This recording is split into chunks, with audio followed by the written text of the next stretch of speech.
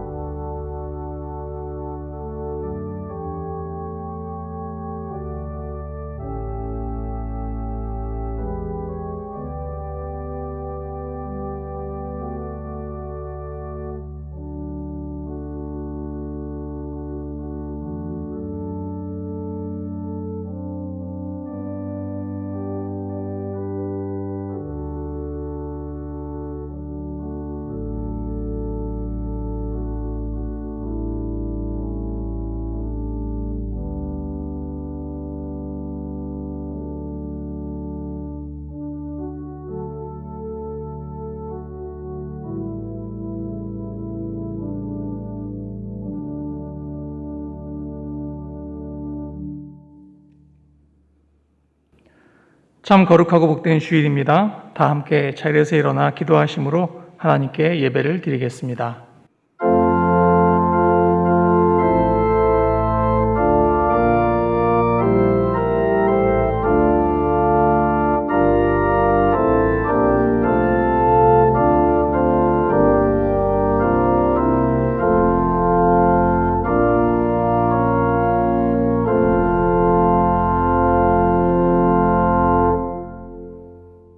너희는 여호와께 감사하며 그의 이름을 불러 아뢰며 그가 행하신 일을 만민 중에 알릴지어다.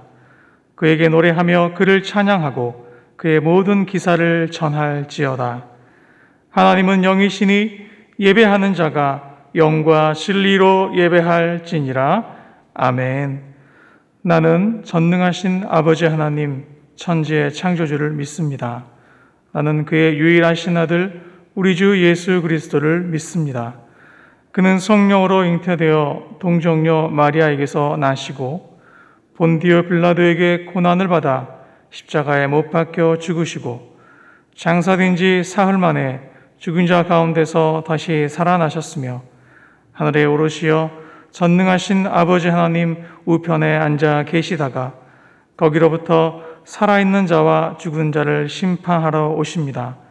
나는 성령을 믿으며 거룩한 공교회와 성도의 교제와 죄를 용서받는 것과 몸의 부활과 영생을 믿습니다. 아멘.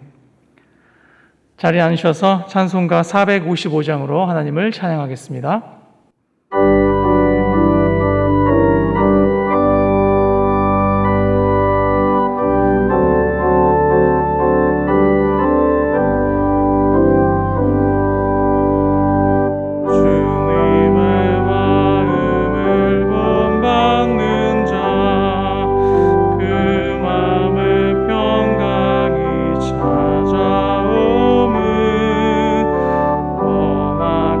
세상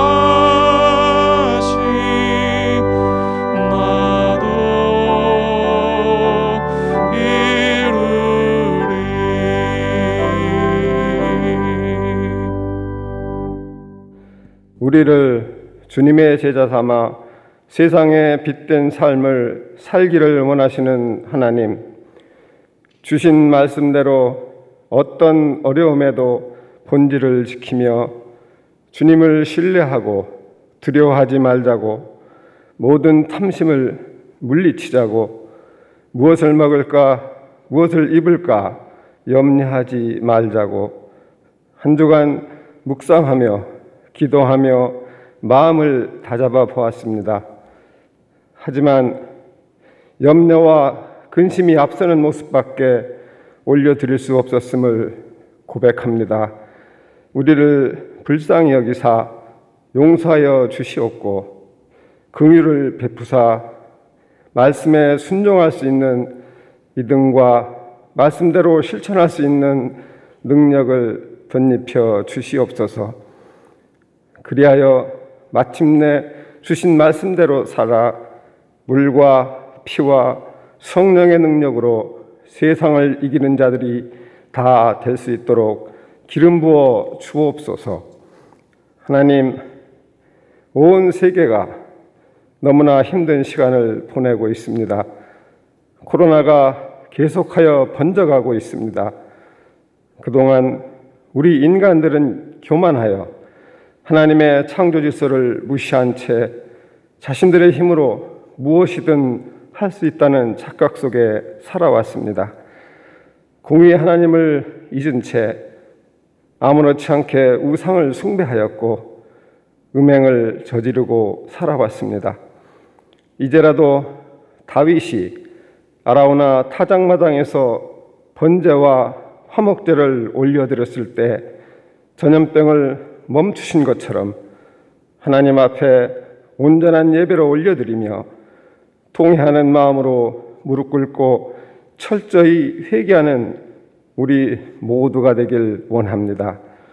하나님의 도우심이 아니면 그 어떤 무엇으로도 회복될 수 없음을 깨닫게 하시고 하나님만을 신뢰하고 힘써 기도하게 하옵소서. 하나님, 우리 교회가 하나님 앞에 아름다운 교회로 성장하길 원합니다. 말씀 위에 바로 서며 지역과 나라와 열방을 섬기는 구제와 선교에 힘써 교회의 사명을 다하는 교회 될 수 있도록 인도하여 주옵소서. 하나님의 뜻이 이 땅에 이루어지도록 힘쓰고 땀 흘리고 서로 사랑하며 서로 격려하고 용기를 더하는 우리의 삶이 되도록 인도하여 주옵소서. 이를 위하여 우리 생명샘 공동체가 하나 되어 몸된 교회를 든든히 세워갈 수 있도록 붙잡아 주옵소서. 특별히 계획 중에 있는 중직자 선거를 통하여 교회를 든든히 세워나갈 많은 중직 일꾼들이 세워지길 간절히 원합니다.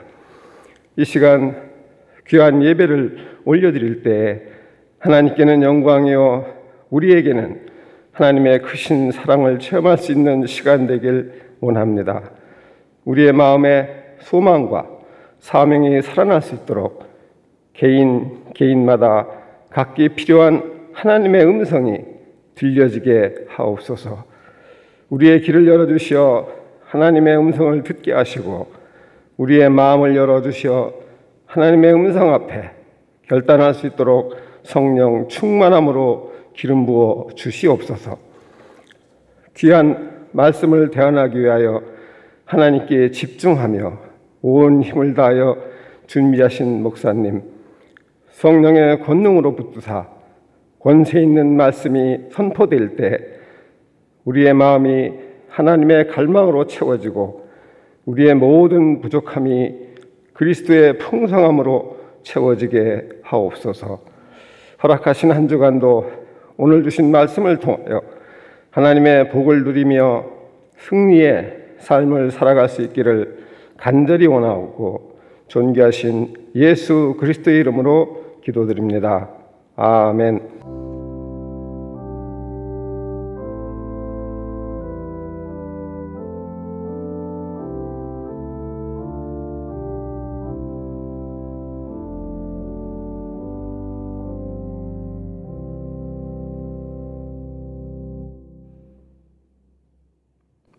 이제 한태일 청년의 봉헌 특성과 함께 준비하신 예물을 하나님께 드리겠습니다.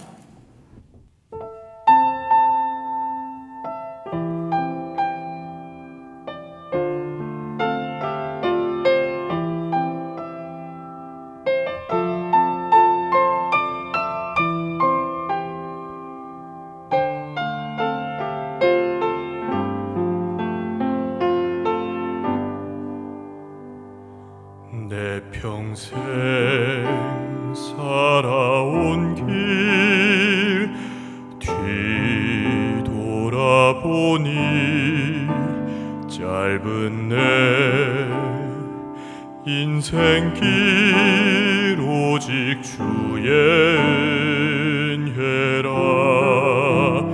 내 평생 살아온 길 보니 짧은 내 인생길 오직 주의 은혜라. 주의 은혜라 주의 은혜라. 내 평생 살아온 길 주의 은혜라 주의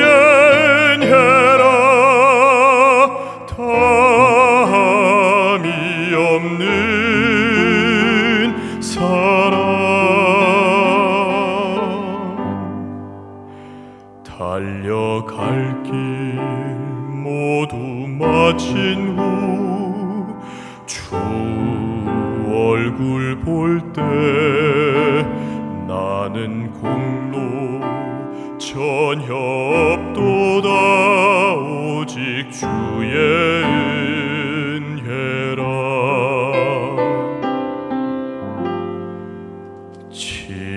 지금까지 지내온 것 주의 크신 은혜라.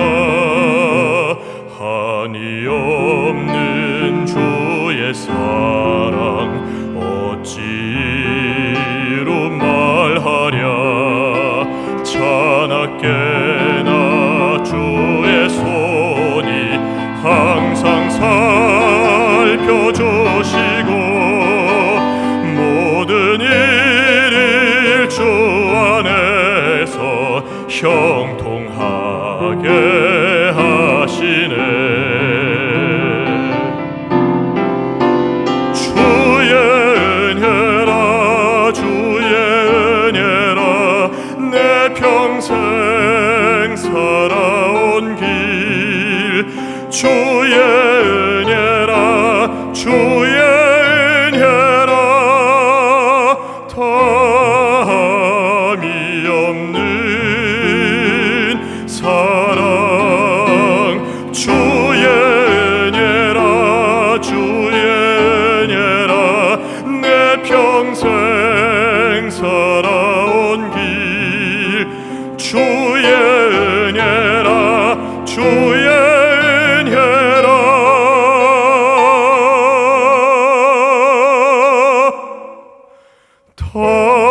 탐이 없는 사랑. 달려갈 길 모두 마친 후 주 얼굴 볼 때 나는 공로 전혀 없도다 오직 주의 은혜라.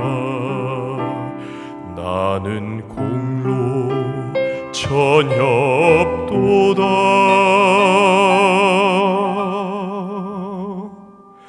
오직 주의 은혜라.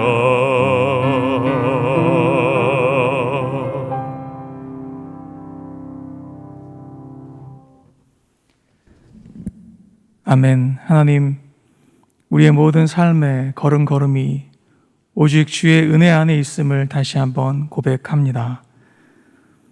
이렇게 비대면으로 온라인으로 예배를 드리지만 그러나 이 또한 우리를 향하신 한량 없으신 하나님의 은혜 안에 있는 일임을 기억하며 더욱 믿음 안에서 주 예수 그리스도 안에서 감사할 수 있는 우리 모두가 되게 하여 주시옵소서.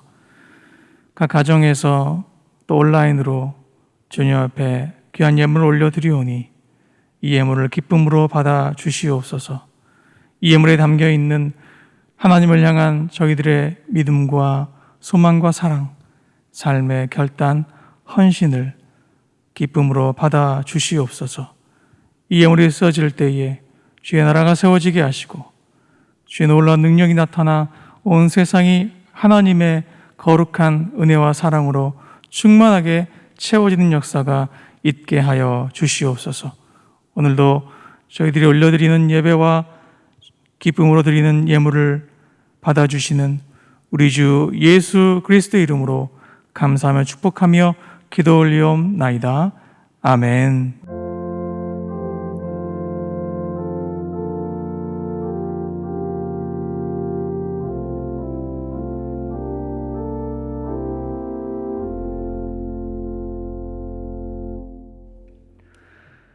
오늘도 예배 자리를 사모하시고 말씀 은혜를 사모하시며 각자 처소에서 예배하시는 여러분 한 분 한 분을 진심으로 환영하고 축복합니다. 교회 소식 함께 나누겠습니다. 경기도 종교시설 2주간 집합 제한 행정명령에 따라 생명선교회 21차 공지문 안내입니다. 8월 30일 주일까지 모든 예배는 온라인 영상 예배로 전환되며 평일과 주일 모두 교회 출입이 불가하니 참고해 주시기 바랍니다. 오늘부터 전교인 정시 기도를 시작합니다. 오전 10시나 오후 10시 2시간 가운데 1시간을 택하셔서 함께 기도하겠습니다. 예배 회복과 나라와 민족을 위한 교회 예배당 30분 기도는 처소에서 드리는 30분 기도로 변경하며 10시 정시 기도에 포함해서 진행하도록 하겠습니다. 랜선 쿰 실천 노트 작성을 위한 요약지가 본관, 현관, 외부 경비실 앞에 준비되어 있습니다. 또한 교회 홈페이지 셀 모임 자료에서도 다운로드 가능하니 참고해 주시기 바랍니다. 생명선교회 제7기 안수집사 권사 선출 선거를 위한 당회 및 임시 공동의회 그리고 선거 일정은 코로나19 재확산으로 인해서 연기하며 재검토해서 발표하겠습니다. 교인 소식입니다. 최미애 집사님 부침 발인이 22일 토요일에 있었습니다. 신영숙 집사님 발인이 24일 월요일에 있습니다. 정성환 집사님께서 미국 직구 쇼핑몰 샤랄라 에스더 개업하셨습니다. 함께 축하해 주시기 바랍니다. 이정현 안수 집사님, 정영래 권사님의 장남 이요엘 군과 황정식 집사님, 김경미 A 권사님의 장녀 황주은 양의 결혼식이 29일 토요일 판교 W스퀘어에서 있습니다. 함께 축하해 주시기 바라며 코로나19 재확산으로 인해서 축하객이 제한되어 양가 혼주분들께 축의금을 보낼 수 있도록 은행 계좌번호를 안내해 드리는 점을 양해 부탁드립니다. 기타 교회 소식은 주보를 참고해 주시기 바랍니다. 오늘 우리에게 주시는 하나님의 말씀은 데살로니가전서 5장 16절로부터 24절 말씀입니다. 항상 기뻐하라. 쉬지 말고 기도하라. 범사에 감사하라. 이것이 그리스도 예수 안에서 너희를 향하신 하나님의 뜻이니라. 성령을 소멸하지 말며 예언을 멸시하지 말고 범사에 헤아려 좋은 것을 취하고 악은 어떤 모양이라도 버리라. 평강의 하나님이 친히 너희를 온전히 거룩하게 하시고 또 너희의 온 영과 혼과 몸이 우리 주 예수 그리스도께서 강림하실 때에 흠없게 보존되기를 원하노라. 너희를 부르시는 이는 미쁘시니 그가 또한 이루시리라. 아멘. 하나님께서 이 말씀을 통해 은혜 주시기를 원합니다. 아멘. 지난 주간 담임 목사님께서 휴가이셨던 관계로 오늘은 제가 하나님 말씀을 전하도록 하겠습니다. 다음 주일부터 다시 누가복음 말씀이 이어지겠습니다. 요즘 인터넷에 유행하는 말들 중에 돌밥이라고 하는 말이 있다고 합니다. 다들 한번 들어보셨을까요? 새로 나온 돌솥 비빔밥집 이름인가 생각이 드실 수도 있는데 실은 이 말은 코로나 상황에 나온 말이라고 합니다. 풀어서 보면 이렇습니다. 돌밥은 돌아서면 밥 차리고 돌아서면 밥 차리고를 줄임말이라고 합니다. 지난 8개월간 많은 분들이 많은 스트레스 속에 있으셨을 것인데요. 거의 모든 가정마다 엄마들이 받는 스트레스도 정말 크신 것 같습니다. 인터넷을 살펴보다가 코로나 초기에, 그러니까 개학이 계속 늦어지고 겨울방학이 계속 연기될 때 한 초등생이 그린 그림 일기가 있어서 가져와 봤습니다. 함께 그림을 보시겠습니다. 초등생이 그린 그림인데요. 무엇을 그린 것 같이 보이십니까? 대충 짐작이 가시죠? 그렇습니다. 초등생이 바라본 엄마들의 모습입니다. 그럼 이 그림 일기니까 그림 아래에 뭐라고 썼는지 한번 보겠습니다. 잘 보이시죠? 제가 한번 읽어보겠습니다. 방학이 길어지자 엄마들이 괴수로 변했다. 그 중에서 우리 엄마가 가장 사납다. 그래서 나는 아주 두렵고 무섭다. 그래서 나는 아주 고통스러운 삶을 살고 있다. 네, 참 재미있는 그림 일기죠. 엄마들이라고 왜 사나워지고 싶겠습니까? 이것은 비단 우리나라만 그런 것이 아닙니다. 사진 한 장 더 보겠습니다. 왼쪽 그림은 해외의 어떤 가정의 모습인데요. 아들만 셋인 가정입니다. 엄마가 얼마나 힘들었을까 싶죠. 아마도 웃기려고 연출한 사진 같지만 엄마들 마음이 어디나 비슷한 것 같습니다. 그냥 정말 묶어놓고 싶은 순간이 한두 번이 아닐 것인데요. 오른쪽은 우리나라 엄마가 붙인 코로나 생활 규칙입니다. 주는 대로 먹는다. 유튜브 끄라고 하면 당장 끈다. 사용한 물건 즉시 제자리로. 한 번 말하면 바로 움직인다. 어머니에게 쓸데없이 말 걸지 않는다. 얼마나 힘드셨으면 이렇겠어요? 위상을 어길 시 피가 코로 나올 것이다. 네. 참 웃으면서도 슬픈 내용입니다. 요새 말로 우프다고 한대요. 참 우픈 상황입니다. 한동안 잘 통제된 것 같았던 코로나 상황이 다시 지역 감염이 증가하면서 이렇게 비대면 예배를 드리게 되었습니다. 우리가 웃으면서 시작했습니다만 지난 몇 개월을 조심하면서 잘 지내왔다고 생각했는데 다시 원점으로 돌아간 것 같은 그런 생각이 들어서 우리 모두의 마음이 가볍지는 않습니다. 지금 우리가 겪는 고난은 우리 세대에는 처음 경험하는 것입니다. 전 세계 각국이 겪고 있는 경제적 충격도 세계 대공황이나 세계 대전의 수준에 비슷할 만큼 굉장히 크다고 합니다. 그런데요, 역사를 조금만 거슬러 올라가 보면 이 상황은 인류가 겪는 최초의 상황은 아닌 것을 알 수가 있습니다. 지금으로부터 불과 100년 전 스페인 독감이라고 불렸던 1918년 인플루엔자가 전 세계적인 팬데믹 상황을 연출했습니다. 코로나19 상황은 지금 8개월 정도 되었고 감염자가 2,300만 명입니다. 사망자는 81만 명인데요. 스페인 독감을 보시면 1918년에 약 1년 정도 유행했는데 감염된 인구가 전 인류 17억 중에 5억 명이 감염이 되었고 사망자가 5천만 명에 달했습니다. 그런데 이런 비슷한 팬데믹이 또 있었는데요. 14세기에 있었던 흑사병입니다. 흑사병은 짧게는 4년, 길게는 8년 정도의 유행 기간을 거쳤는데 감염된 사람이 1억 이상입니다. 추정할 수가 없습니다. 정확하게.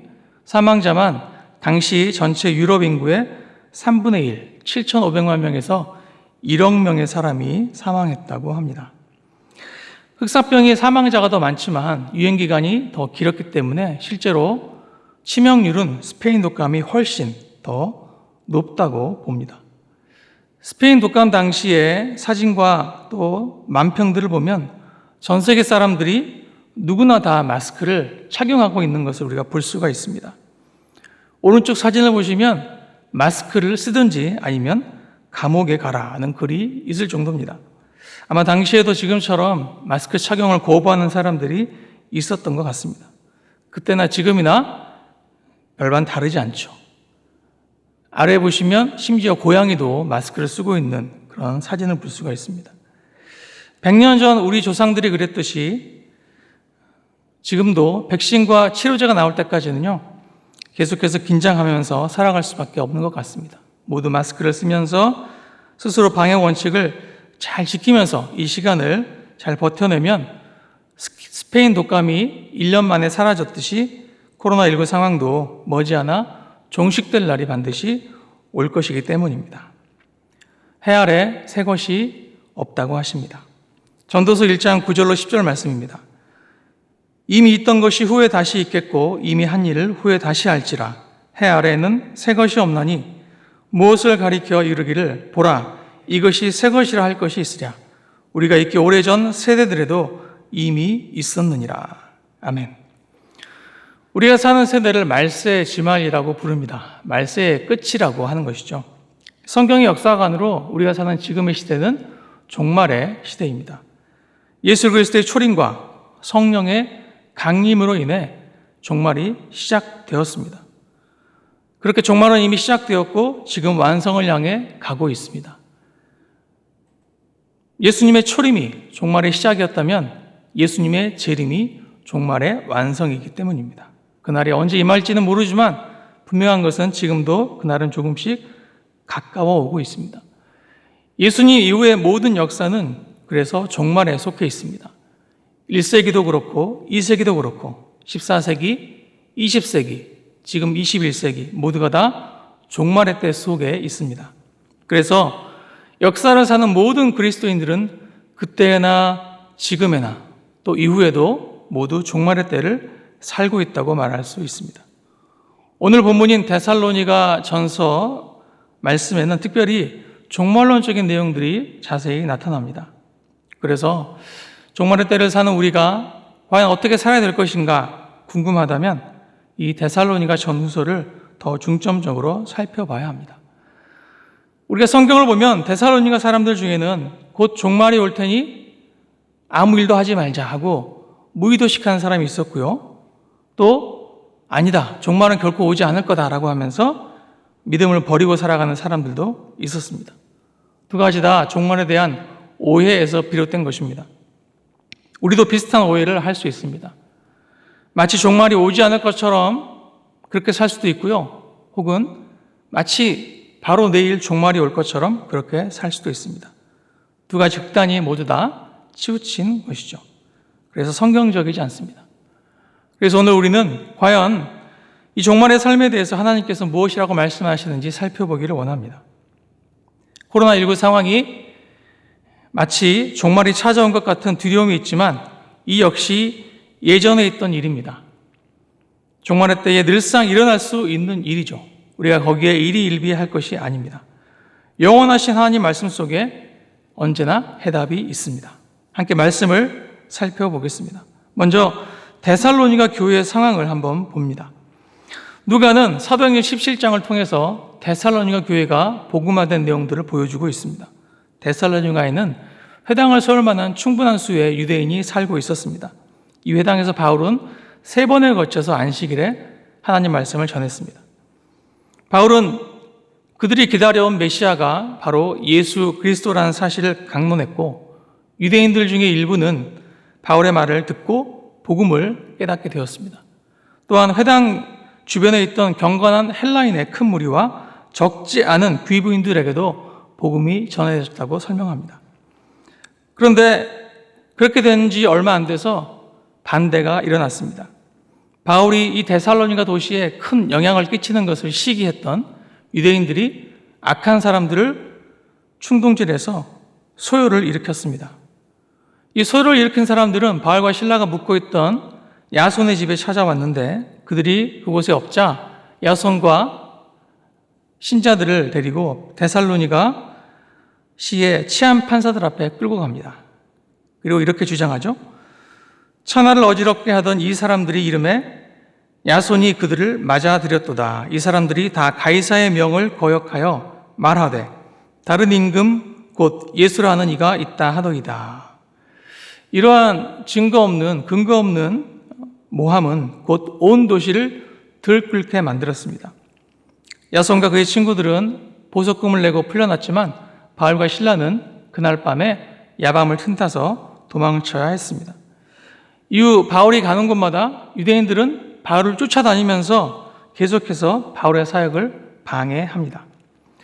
사도행전 속에 나타나는 데살로니가를 비롯한 여러 도시들에서 우리는 복음을 반대하고 사도를 반대하는 세력들을 만나게 됩니다. 그들은 유대인들과 헬라인들이었습니다. 성경 밖의 역사적 문헌들을 살펴봐도 신약의 그리스도인들은 사회적으로 근거 없는 비난과 공격 그리고 적대감을 감내해야 했습니다. 그리스도인들을 제외한 주변의 모든 그룹의 사람들이 그리스도인들을 미워했다 해도 사실이 맞습니다.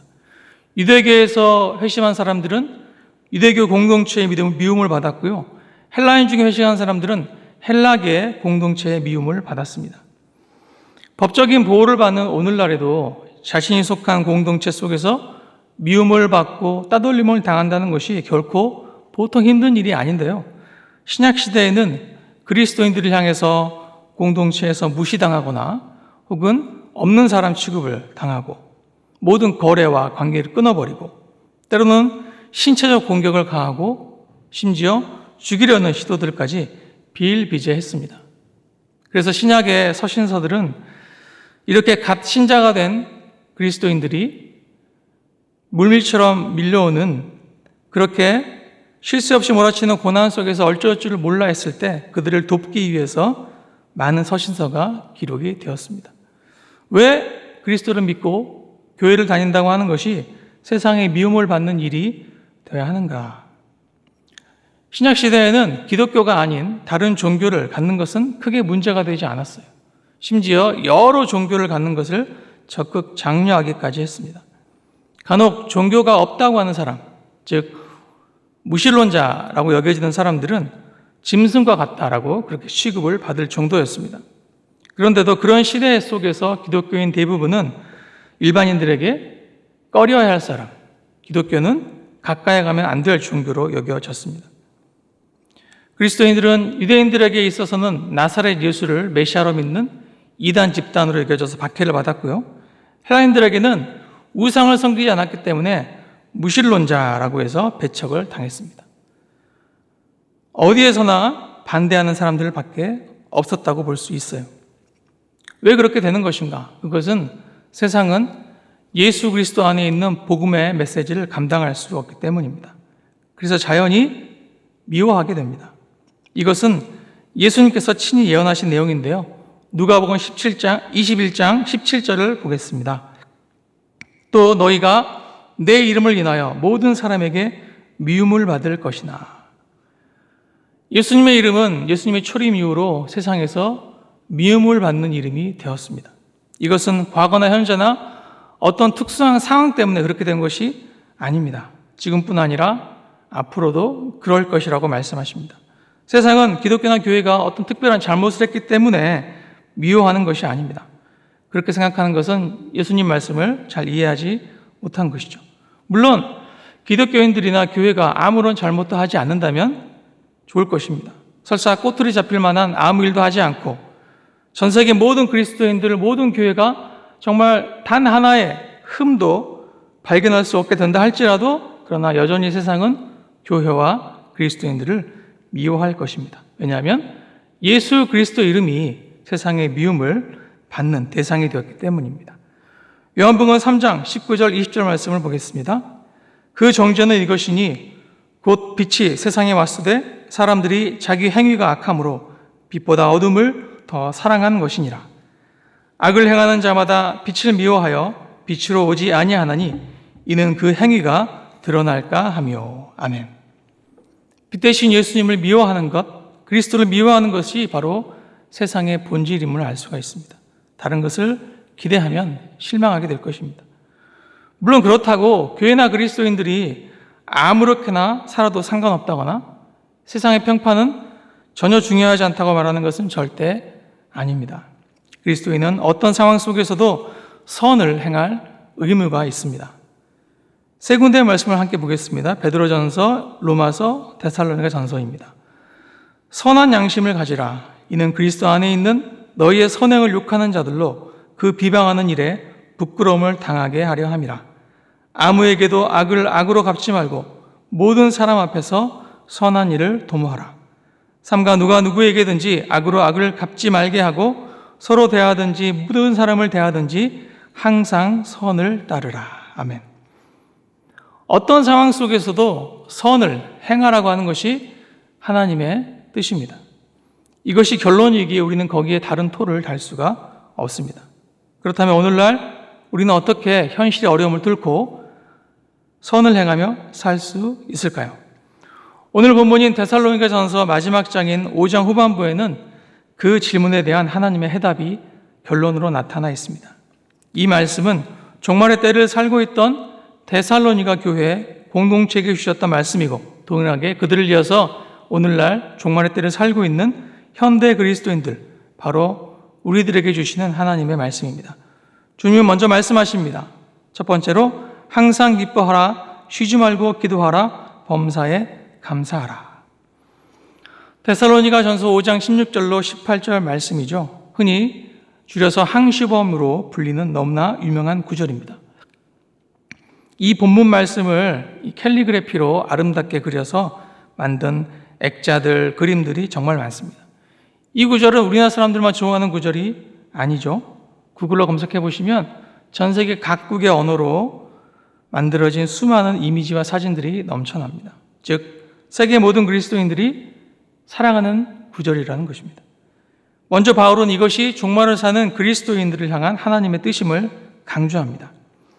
유명한 신학자인 존 스토트 박사는 그가 저술한 주석에서 이 세 구절의 주어의 인칭이 모두 복수로 되어 있음을 주목해야 한다라고 주장합니다. 즉, 본문을 지역하자면 각각의 명령은 너희는 항상 기뻐하라, 너희는 쉬지 말고 기도하라, 너희는 범사에 감사하라고 정확하게 읽을 수가 있습니다.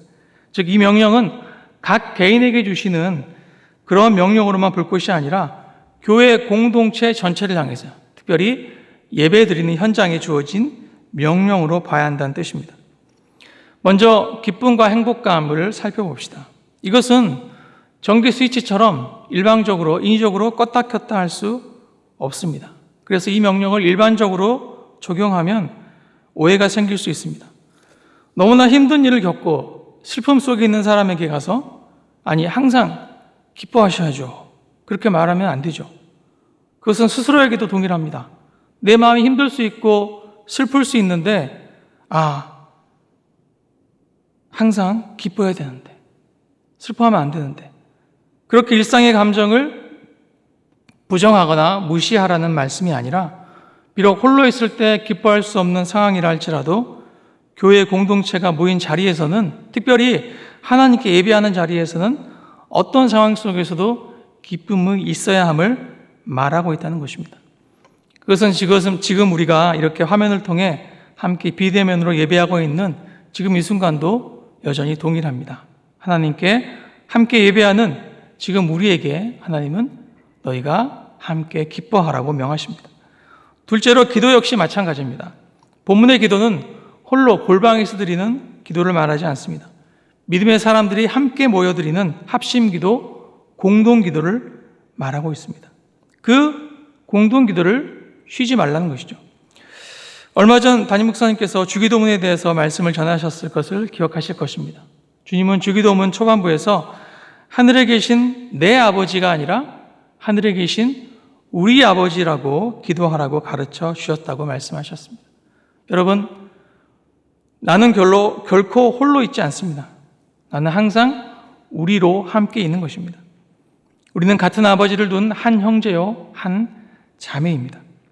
그런 한몸됨을 의지하면서 우리가 마음을 다해서, 마음을 모아서 함께 기도해야 하는 것이죠. 앞서 교회 소식에서 나눴던 것처럼 거리두기가 다시 강화되면서 지금까지 예배당에서 드렸던 30분 기도를 각 처소에서 드리는 30분 기도로 전환했습니다. 또한 오늘부터 매일 저녁 10시나 오전 10시 중에 1시간을 선택하셔서 함께 합심해서 기도하기로 결정을 하였습니다. 지금이 어느 때보다 더 기도해야 할 때임을 기억합니다. 세 번째, 감사도 마찬가지입니다. 범사에 드려라고 하십니다. 범사에 감사하라. 정확하게 보면 성경은 범사로 인해 감사하라 명하시지 않았습니다.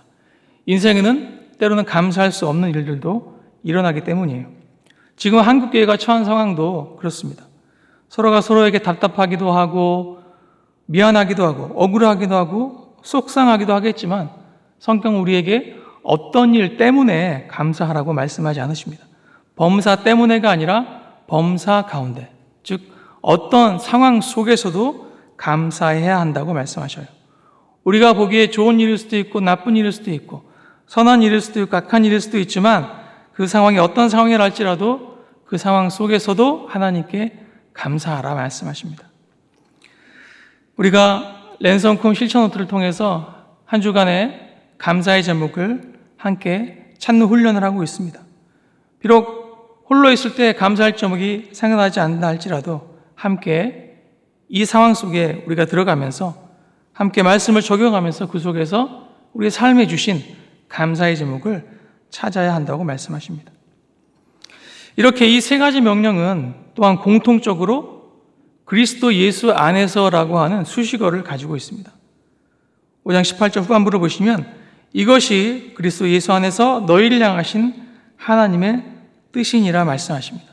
즉 기뻐하되 그리스도 예수 안에서 함께 기뻐하고 기도하되 그리스도 예수 안에서 함께 기도하고 감사하되 그리스도 예수 안에서 함께 감사하라고 말씀하십니다.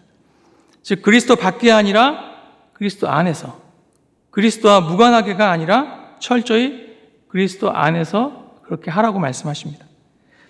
우리는 이 대목에서 어려움을 생각할 수도 있습니다. 과연 그리스도 안에서 한다는 것이, 그리스도 안에서 기뻐하고 기도하고 감사한다고 하는 것이 무엇인가? 그리스도 안에서 그렇게 하려면 어떻게 해야 하는 것인가 질문할 수 있죠. 종말의 때를 살고 있는 우리들에게 그리스도 예수 안에서 기뻐하고 기도하고 감사하는 길을 보여주시는 것이 하나님의 두 번째 명령입니다. 둘째, 성령을 소멸하지 말고 예언을 멸시하지 말고 범사에 헤아려 좋은 것을 취하고 악은 어떤 모양이라도 버리라. 앞의 것이 항시범이었다면 뒤의 것을 굳이 읽어보자면 성리의 범악, 이렇게 읽을 수도 있을 것 같은데요. 이 두 번째 명령의 공통점은 분별하라는 것입니다. 분별하라. 어떤 것이 성령의 역사이고 어떤 것이 성령의 역사가 아닌지, 어떤 예언이 하나님께로부터 온 것이고 어떤 예언이 하나님께로부터 온 것이 아닌지 구분하라는 것이죠. 모든 일을 또 범사에 헤아려서 좋은 일을 선택하기 위해서 역시 분별력이 필요하고요. 악을 모양이라도 버리기 위해서도 어떤 것이 악한 것인지 악한 일에 속한 것인지를 분별할 수 있는 능력이 있어야 됩니다. 분별에는 기준이 필요합니다. 범사에 헤아려 좋은 것을 택하라, 취하라고 할 때 이 좋은이라고 한 단어는 헬라어 칼로스라는 단어인데요. 헤아려 좋은 것을 취하다라는 표현은 바울이 살던 당시에 가짜 동전과 진짜 동전을 구분할 때 사용되던 표현이라고 합니다. 제가 예전에 TV에서 위조 지폐를 발견해내는 사람을 본 적이 있습니다. 이 전문가들은 일반인이 육안으로 볼 때는 도저히 알 수 없는 위조 지폐를 손으로 들어봐서 알더라고요. 즉 한쪽에는 위조 지폐, 한쪽에는 진짜 지폐를 한 장씩 들고 이렇게 느끼는데 어떤 것이 가짜이고 어떤 것이 진짜인지 알아냈습니다. 지폐 한 장의 무게가 1g이 채 안 됩니다. 0.97g이라고 하는데요. 그 0.97g이 맞는지 틀린지를 두 손에 한 장씩 들어보고 알아내는 것이 우리가 볼 때 정말 저건 초능력이 아닌가라고 생각될 수 있을 정도로 그들이 가진 전문성이 대단했습니다. 가짜 동전과 진짜 동전을 알아내는 것처럼 범사를 분별해내는 것은 이런 전문성이 뒷받침되어야 됩니다. 존 스토드 박사는 다음과 같은 5가지의 분별의 기준을 제시했습니다. 첫 번째, 성경의 진리에 맞는지 살펴봐야 한다. 아무리 악의가 딱딱 말아지는 신기한 주장을 펼친다 할지라도 그것이 성경의 진리에 위배된다면 거짓이라는 것이죠. 두 번째는 예수 그리스도의 신성과 인성을 인정하는가예요. 예수 그리스도께서 우리의 유일한 중보자이시고 구원자이시며 영단번에 십자가에서 우리의 구원을 완성하신 우리의 주님이심을 인정하는가의 여부입니다. 세 번째는 그리스도를 통해 우리에게 값없이 주시는 구원의 복음에 일치하는가예요. 거기에 자꾸 뭘 더하려고 하지 않은가, 어떤 걸 해야 한다, 어떤 공로를 쌓아야 한다라고 주장하지 않는가 하는 것이죠. 네 번째는 그들의 열매로 그들을 알지니라고 하신 말씀을 통해서 그들의 성품과 행동을 분별해야 한다고 말씀합니다. 예수님을 닮아서 교인들에게도 인정을 받는 성품과 행동을 보이는가, 또 일반인들에게도 인정을 받는 성품과 행동을 하는가 하는 것이 기준이라고 하는 것이에요. 마지막 다섯 번째는 얼마나 교회에 덕을 끼치는가 하는 것이에요. 그들이 하는 말과 그들이 하는 행동이 교회에 유익한가, 교회를 세우는 일인가를 보라고 하는 것이에요. 말을 하면 할수록, 행동을 하면 할수록 교회를 힘들게 하고 넘어지게 한다면 그것은 하나님께로부터 온 것이 아니라고 하는 말씀입니다. 누군가 하나님의 이름으로 무엇을 말한다고 할지라도 그것을 맹목적으로 수용하거나 혹은 들어보지도 않고 듣지도 않고 무시할 것이 아니라 이렇게 검증해야 하고 전문성을 가지고 분별해내야 하는 것입니다. 기준은 언제나 하나님의 말씀이 되어야 할 줄로 믿습니다. 너희가 함께 공동체 안에서 함께 기뻐하고 함께 기도하고 함께 감사하라고 명하셨습니다. 또한 그리스도 안에 있기 위해 성령을 소멸치 말고 예언을 멸시치 말고 범사에 헤아려 좋은 것을 취하고 악은 그 모양이라도 버리라 하셨습니다. 그리스도 안에서 우리가 마땅히 해야 할 바를 알려주신 하나님께서 끝으로 우리에게 주시는 것은 하나님의 기도와 약속입니다. 우리에게 하나님은 부탁하십니다. 세 번째는 우리의 샬롬을 누리며 이웃의 샬롬을 지켜야 한다는 것입니다. 먼저 하나님은 우리에게 평강을 약속하십니다. 23절과 24절 말씀입니다. 평강의 하나님이 친히 너희를 온전히 거룩하게 하시고 또 너희의 온 영과 혼과 몸이 우리 주 예수 그리스도께서 강림하실 때에 흠없게 보존되기를 원하노라. 너희를 부르시는 이는 미쁘시니 그가 또한 이루시리라. 우리 하나님은 평강의 하나님이십니다. 그 평강의 하나님께서 원하시는 것이 바로 우리 모두의 평강입니다. 우리의 모든 것이 온전히 거룩하여지고 흠없게 보존되는 것이고 그 상태가 바로 평강의 상태입니다. 항시범을 명하시고 말씀을 통한 분별을 명하신 하나님께서 원하시는 것이 바로 우리의 평강이라고 하십니다. 신약 성경에 등장하는 평강 혹은 평안이라고 하는 단어는요, 구약 성경의 히브리어 샬롬의 번역어인데요. 우리 하나님은 여호와 샬롬의 하나님이시죠. 우리에게 평강을 주시는 분이시 바로 우리 여호와 샬롬의 하나님이십니다. 여호와 샬롬이라고 하는 말은 사사기 6장에서 사사 기드온이 미디안과 전쟁을 하기 직전에 하나님의 임재를 경험하고 나와서 하나님 앞에 쌓아 올려드렸던 제단의 이름이었습니다. 하나님은 두려워하는 기드온에게 찾아오셔서 안심하라 말씀하셨는데요. 이 안심하라라고 하는 단어가 바로 히브리어 샬롬이었습니다. 안심하라 말씀하시면서 평강을 주시겠다 약속하신 그 하나님의 약속의 내용에는 우리의 영과 혼 그리고 몸까지도 포함되어 있습니다. 하나님은 우리의 영혼만 평강케 하실 것이 아니라 우리의 몸까지도 평강케 하시겠다라고 약속하셨습니다. 여러 가지 상황 속에서 평강이 사라진 시대를 우리가 살아가고 있습니다. 그런 우리에게 주님께서 말씀하십니다. 안심하라. 내가 평안케 하겠다 말씀하십니다. 우리는 그 말씀을 믿을 수가 있습니다. 왜냐하면 우리를 부르시는 이는 미쁘시고 그가 또한 이루실 것이기 때문입니다. 종말의 때를 살아가는 그리스도인들에게 작금의 상황은 결코 유일하거나 특별한 상황은 아닙니다. 종말의 때에는 난리와 전염병, 기근, 전쟁의 소문이 세상 속에서 항상 계속해서 들려올 것이라고 예수님께서 말씀하셨기 때문이에요. 그런데 그런 어떤 상황 속에서도 평강을 약속하시는 하나님으로 인해서 우리는 언제나 평강할 수 있습니다. 샬롬을 누릴 수가 있는 것입니다. 참 감사한 일이죠. 그런데요, 지금의 문제는 우리의 샬롬이 문제가 아닙니다. 문제는 세상의 샬롬이고 우리의 이웃들의 샬롬이 문제입니다. 지금 우리의 이웃들이 샬롬을 잃어버리고 있습니다. 그들은 교회 때문에, 그리스도인들 때문에 자신의 샬롬이 사라졌다고 이야기합니다. 그래서 이렇게 해야 된다, 저렇게 해야 된다 요청하기도 하고 때로는 강요하기도 합니다. 우리는 이때 어떤 선택을 해야 되겠습니까? 그리스도인들은 어떤 사람들입니까? 그리스도인다운 선택을 해야 하는 사람들입니다. 그리스도인은 그리스도를 따르는 사람입니다. 그것이 평강을 약속하신 그분의 이름을 짊어지고 사는 그리스도인들이 살아가는 삶의 무게입니다. 그리스도인은 자신에게 주어진 권한과 자유를 스스로를 위해서 사용하는 것이 아니라 때로는 샬롬을 잃어버린 이웃을 위해서 내려놓을 수도 있어야 합니다. 그것이 자신의 모든 것을 내려놓고 십자가를 향해 걸어가신 그리스도를 따르는 길입니다. 사도 바울을 통해 주시는 하나님의 명령을 함께 보겠습니다. 로마서 12장 말씀입니다. 너희를 박해하는 자를 축복하라. 축복하고 저주하지 말라. 즐거워하는 자들과 함께 즐거워하고 우는 자들과 함께 울라. 서로 마음을 같이 하며 높은 데 마음을 두지 말고 도리어 낮은 데 처하며 스스로 지혜 있는 채 하지 말라.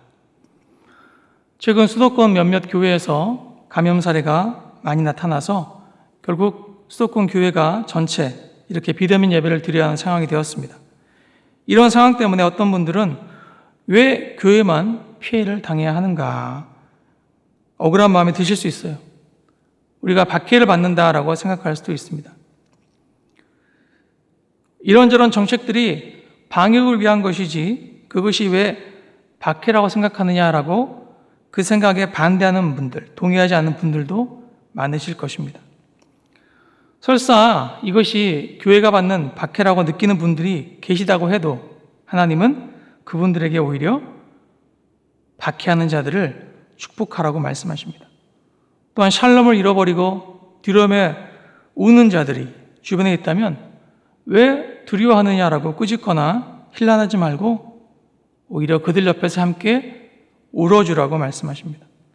마지막으로 주변 모든 사람들이 다 어리석게 되어버리고 나만 혹은 우리만 유일하게 지혜로운 사람인 것처럼 여겨질 수도 있지만 그런 마음이 든다 할지라도 그러면 그럴수록 오히려 스스로 낮은 데 처하며 지혜 있는 척 하지 말라고 명하십니다.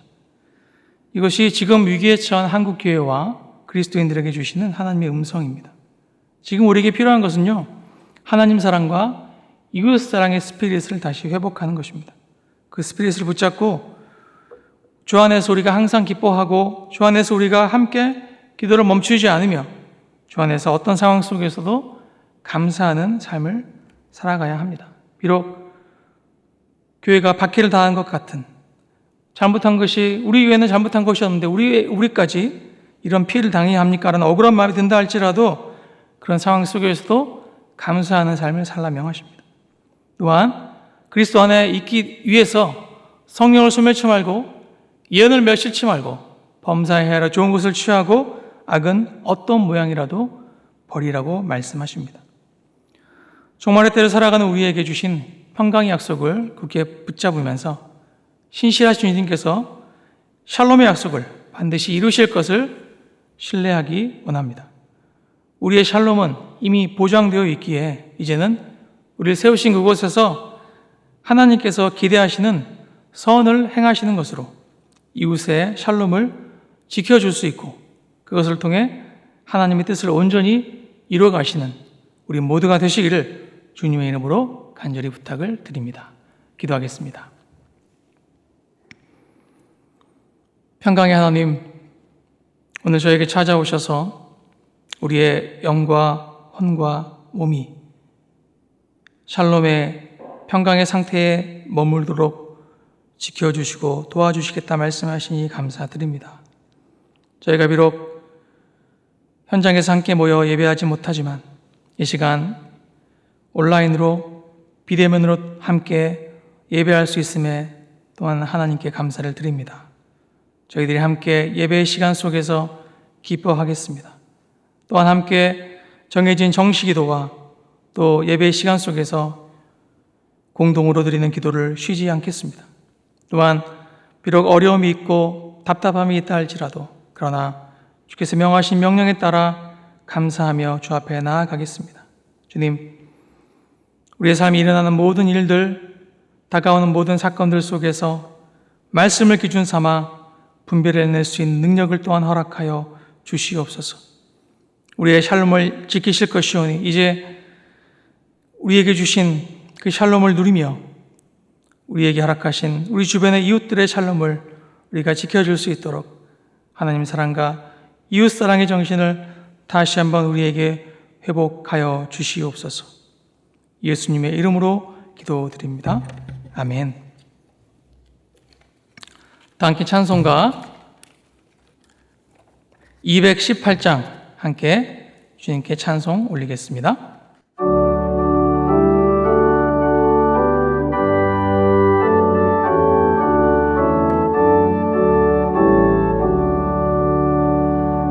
내 맘과 정성을 다하여서 주 너의 하나님을 사랑하라. 내 몸을 아끼고 사랑하듯 형제와 이웃을 사랑하라. 주께서 우리에게 명하시니 그 명령 따라서 살아가리. 널 미워 해치는 원수라도 언제나 너그럽게 사랑하라. 널 핍박하는 자 위에서도 신실한 마음으로 복을 빌라. 주께서 우리에게 명하시니 그 명령 따라서 살아가리. 나 항상 주님을 멀리하고 형제를 사랑하지 못하였다. 이러한 죄인을 사랑하사 주께서 몸 버려 죽으셨다. 속죄의 큰 사랑 받으니모 내 생명 다 바쳐 충성하리.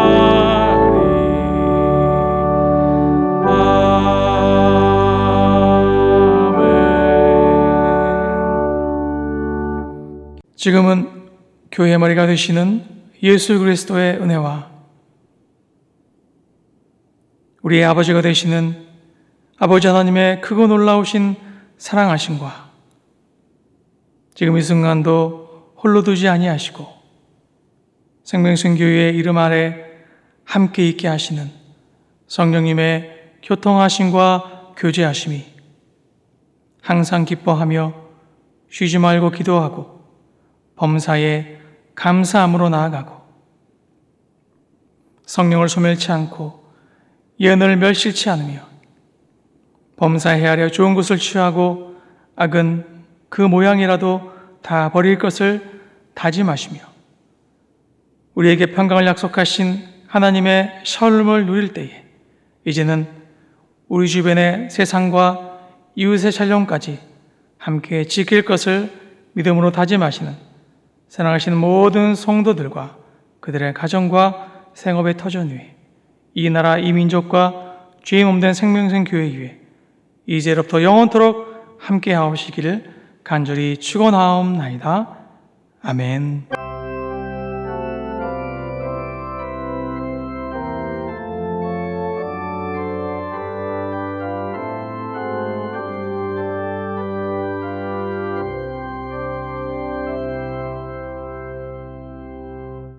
오늘 예배의 주보는 교회 홈페이지에서 확인하실 수 있습니다.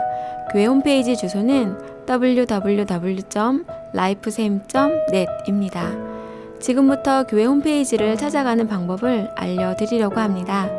먼저 인터넷 창에 생명샘 교회라고 입력하시고 교회 홈페이지로 들어가시면 다음과 같은 화면을 보실 수 있습니다.